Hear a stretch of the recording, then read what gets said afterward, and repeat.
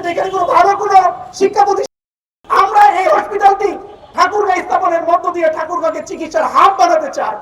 ইতিমধ্যে আমরা জানতে পেরেছি, আমরা দীর্ঘদিন ধরে ঠাকুরগাঁবাসী আন্দোলন করে আসছিলাম এই ধরনের একটি হাসপাতালের জন্য।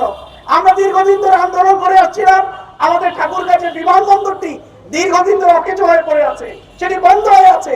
সেই বিমানবন্দরটি পুনরায় চালু করার জন্য আমরা দীর্ঘদিন ধরে আন্দোলন করে আসছি। আমরা ঠাকুরগাঁবাসীর পক্ষ থেকে আমরা বিভিন্ন জায়গায় কথা বলছি। আলহামদুলিল্লাহ ইতিমধ্যে আমরা সুখবর পেয়েছি যে আমাদের আন্দোলনের মুখে বর্তমান সরকার ইতিমধ্যে আমাদের ঠাকুরগাঁর সেই বিমানবন্দরটি চালু করার ব্যাপারে উদ্যোগ গ্রহণ করেছেন। এটা আমাদের জন্য বিশেষ একটি সুখবর। এই বিমানবন্দরটি হলে আমাদের হসপিটালের জন্য ঢাকা থেকে ডাক্তার যাওয়া, দেশের বাইরে থেকে ডাক্তার আসার জন্য একটা বিশেষ সুবিধা হবে। সুতরাং এই বিমানবন্দরটি আমাদের হসপিটালের জন্য একটা গুরুত্বপূর্ণ পয়েন্ট। এছাড়াও আমরা মনে করি যে আমাদের ঠাকুরগাঁয় যে মহাসড়ক রয়েছে, আমরা ইতিমধ্যে আমরা আমাদের জেলা প্রশাসককে জানিয়েছি এবং আমরা স্বাস্থ্য মন্ত্রণালয়ে আগামীকালকে আমরা স্মারকলিপি নিয়ে যাব। সেখানে আমরা উল্লেখ করেছি যে ঠাকুরগাঁর জন্য পর্যাপ্ত জমি রয়েছে হাসপাতালটি প্রতিষ্ঠিত করার জন্য। আমরা লোকেট করে দিয়েছি কোন কোন জায়গায় হসপিটালটি প্রতিষ্ঠিত করা যায়। এই ধরনের পর্যাপ্ত জায়গা আমাদের আছে।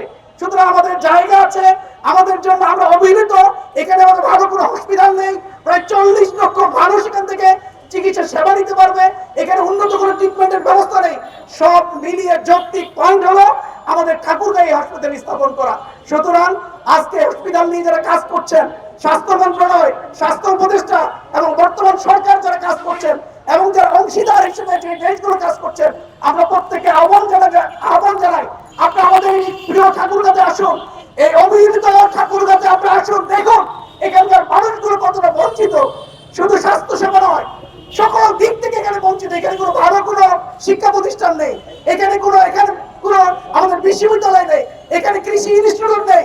আমরা এর আগে থেকে এখানে আন্দোলন করে আসছি যে অতি দ্রুত আমাদের ঠাকুরগাঁয়ের একটা বিশ্ববিদ্যালয় স্থাপন করা হয়।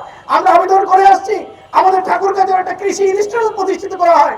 সব মিলিয়ে যেই ইনস্টিটিউটগুলো তৈরি হবে, যে প্রতিষ্ঠানগুলো তৈরি হলে উত্তরবঙ্গের এই প্রান্তিক জেলা, পিছিয়ে পড়া জেলা ঠাকুরগাঁ এগিয়ে যাবে। সেই প্রতিষ্ঠানগুলোর জন্য আমরা জোর দাবি জানিয়ে আসছি, এখনো জানাচ্ছি। এখন আমাদের যে বার্নিং ইস্যু সেটি হলো আমাদের হসপিটাল। এই হসপিটালটি আমরা বর্তমান সরকারের কাছে আবেদন জানাই, অবিলম্বে আপনারা এই পিছিয়ে পড়া ঠাকুরগাঁর জন্য এই উদ্যোগটি গ্রহণ করুন। আমরা ঠাকুরগাঁওয়াসী আপনাদের জন্য দোয়া করব। আমরা জানি আমাদের এই রংপুর বিভাগে বিভিন্ন ডিস্ট্রিক্টের ভাইয়েরা তারা নিজেদের ডিস্ট্রিক্টে এই হসপিটালটির জন্য আবেদন করেছেন।